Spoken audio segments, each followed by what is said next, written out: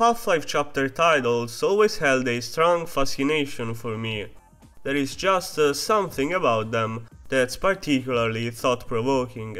Ideated by the novelist Mark Laidlaw, it makes sense for these chapters to have titles with various intrinsic meanings that we can associate to them.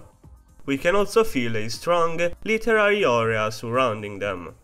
Traditionally, level names only establish or name their location.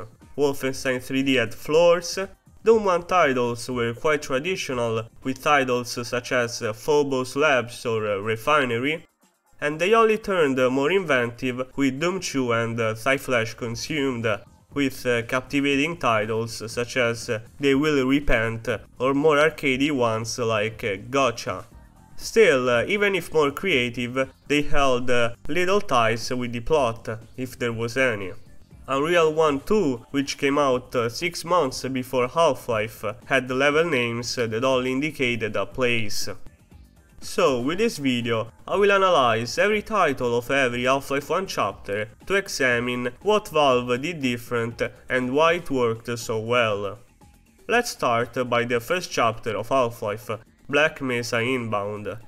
This chapter title can sound traditional at first, since it immediately establishes the location of the game, which is a good thing since the game just began, but through the addition of the word inbound, it also communicates movement, and movement is key when beginning a new adventure, and as we all know, moving to reach the surface is Gordon's main objective. This chapter could have been plainly named Black Mesa, or perhaps a warmer Welcome to Black Mesa. However, since Laidlaw knew what he was doing, he decided to call Welcome to Black Mesa the first chapter of Opposing Force, which is very ironic, cause well, crash landing and waking up half dead inside a room with an ugly ass scientist groping your half dead squadmate isn't exactly a great welcome. The train stops at Sector C, at the entrance of the Anomalous Materials laboratories. Why did Valve decide to omit the word laboratory in the title of this second chapter?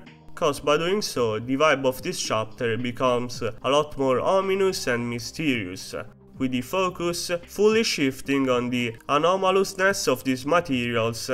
And anomalous stuff usually can be unstable and go wrong, and so this title forebodes the disaster that is bound to happen inside the test chamber, which is great. On to Unforeseen Consequences. Prepare for unforeseen consequences. What did you say? Dad! Yeah, I feel like that these two words are just as iconic as the crowbar, Gordon or the G-Man himself. Hell, there is even a pretty widespread meme about the Unforeseen Consequences haircut. This title is amazing for two reasons. First of all, it reflects the state of mind of the scientist before the experiment. These consequences weren't in fact too unforeseen in the scientist's minds, and they were in fact showing a lot of anxiety about the possibility of a resonance cascade happening, and that's in fact the consequence the whole team got. Death, explosions and destruction is what awaits Gordon after getting out of the test chamber, and now these consequences have actually become reality, and it's time to face them through action and gameplay. Lastly, these horrific consequences might have been the complete opposite of unforeseeable. In fact, I think they were all part of the G-Man master plan, who actively wanted for things to go this way. It's incredible how Half-Life manages to tell such a rich story with so little elements. Office Complex is a very classic level title. It designates a place inside the facility, and it helps in the world building aspect because it lets the player know that there are offices inside Black Mesa, making this facility feel more grounded in reality. Also, the graphic design of this level doesn't really make it look like an office complex. Sure, there are some cubicles, but they are few and far between. So it's a good thing that the title informs us that we are killing words in an office settings. It's always wiser to release your workplace anger digitally than in real life. Kill the words, not your boss. As soon as you read the "We have got hostiles" text while riding up the elevator, thanks to the military vibe of the title given by the word hostile, you already know that shit's about to go down. Also, the pronoun we is very ambiguous since Gordon is on its own. The science and security team are all scattered around Black Mesa fighting for their life, and so this sentence is probably taken from the perspective of the HSU soldiers. And since we haven't still met these HSU soldiers, this title pre-announces them. I think this title is very fitting because We Have Got Hostiles is a very combat intense chapter, and so it's very fitting. On to Blast Pit, another chapter title that designates a place like Office Complex. What is interesting about this name is that the true protagonist of this chapter is the Tentacle, who has been proliferating inside a pit created by the blast of a missile launch. So why didn't Valve title this chapter after the Tentacle? Something like Tentacle Madness. Because it would have 100% ruined the surprise of encountering it for the first time. Introduced by a scripted sequence with your colleague getting murdered, the Tentacle will become even scarier once you have to carefully navigate around him. Thumbs up to Valve for not spoiling this iconic XN creature through the title. The 7th chapter too revolves around fighting a seemingly unkillable enemy, the mighty Gargantua, and discharging your weak 9mm and 12 gauge won't do much to him. How to kill him? The solution is in the title. Power up the electricity to zap him into oblivion.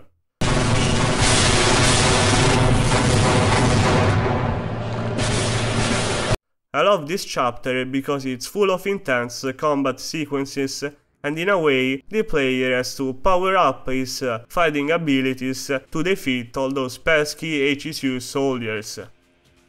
The dreaded chapter On a Rail comes next, and this chapter 2 could have simply been named Sector E Railways or something like that.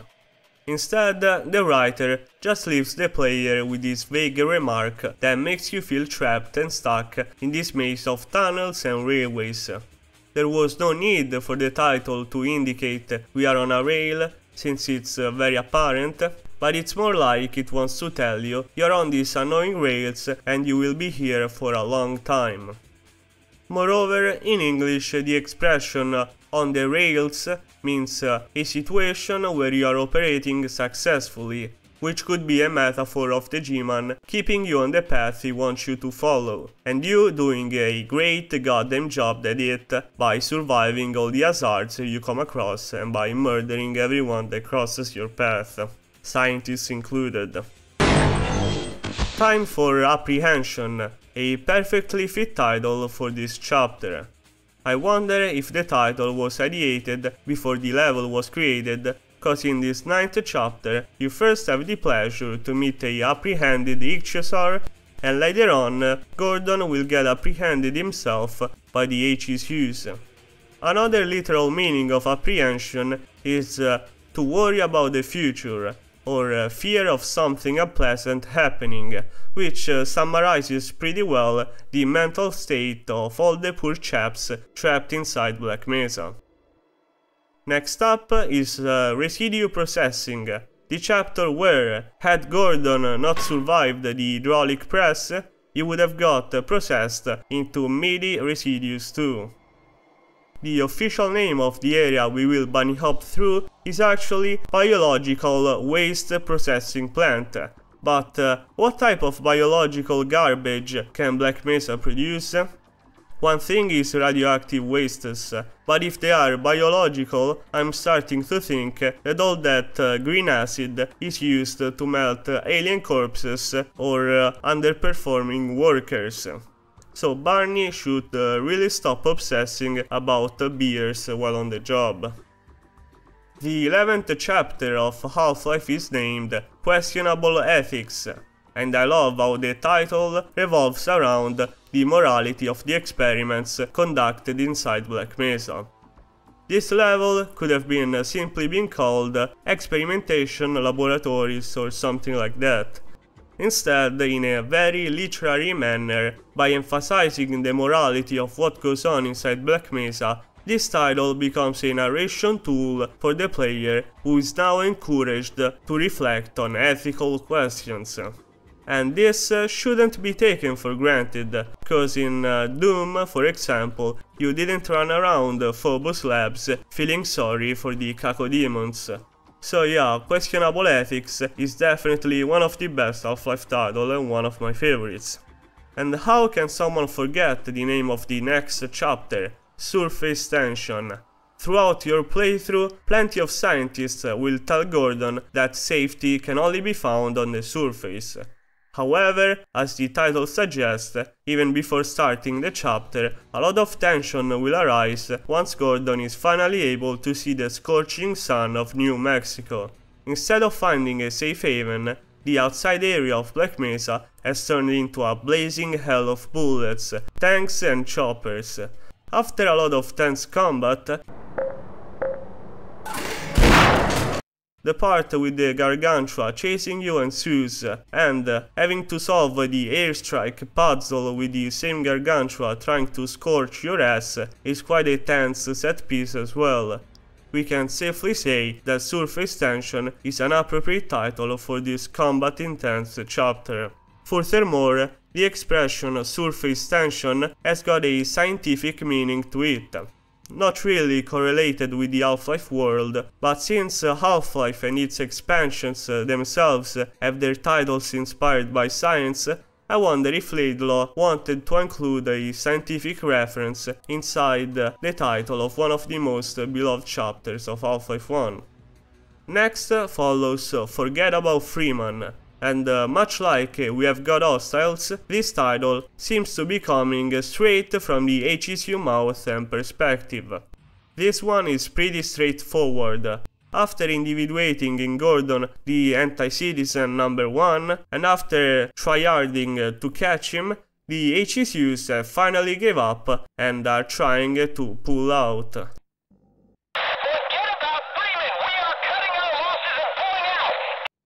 On to the final level taking place in Black Mesa, Lambda Core, the only chapter starring the immediately recognizable Half-Life symbol, the lambda letter from the Greek alphabet.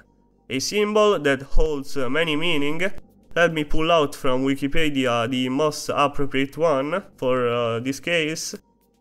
Jokes aside, the general opinion of every Half-Life fan is that the lambda indicated the radioactive constant decay and blah blah blah. But I disagree, cause we are playing a Half-Life, not Stalker, and there is not a lot of radioactivity going on in the whole game.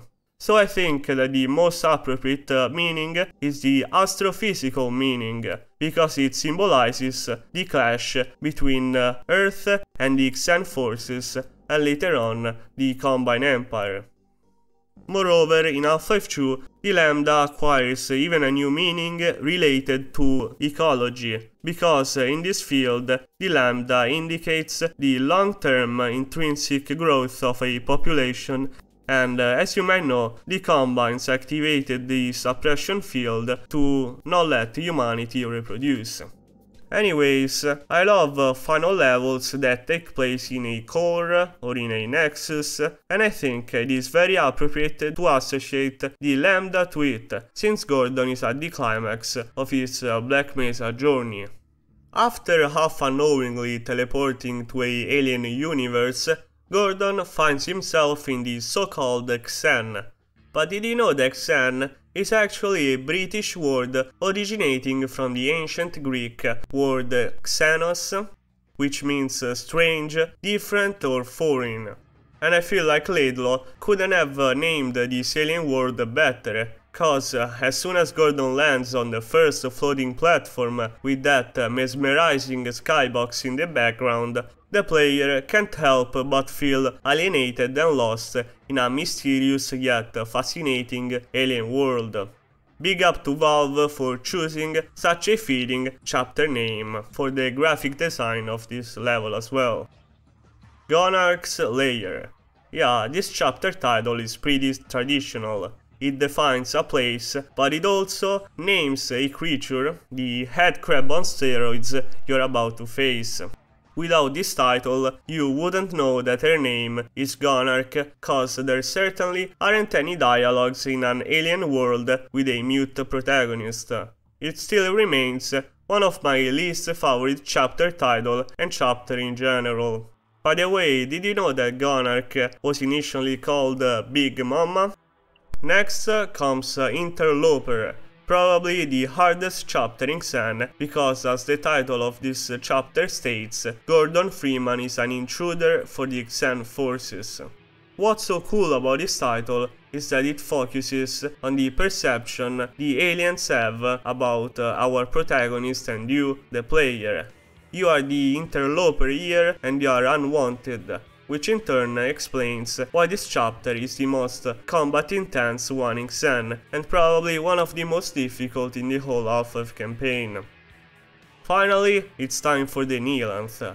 His graphic design reminds me of myself, a big 26-year-old baby still living in his mom's cave, enslaved not by the Combine but by my 9-to-5 job. On a serious note, the word Nihilanth can also hold the meaning of not a man, if we translate it from Latin. Also, one cut voice line of this final boss recites, "You are man, he is not man, for you he waits for you." As if the Nihilanth is warning Gordon about the G-Man, and yeah, neither the G-Man nor the Nihilanth look completely human, so this interpretation kind of works. A second interpretation is that the Nihilanth means end of nothingness, which is pretty fitting, also if we consider how obscure the portal you have to enter to get to the Nihilanth is. So yeah guys, I always loved the Half-Life chapter titles and they've accompanied me throughout my life. I also had them as my Steam username for a long time during my Dota 2 career, and yeah, I mean, I just love them and that's why I wanted to make this video. So subscribe guys if you liked it.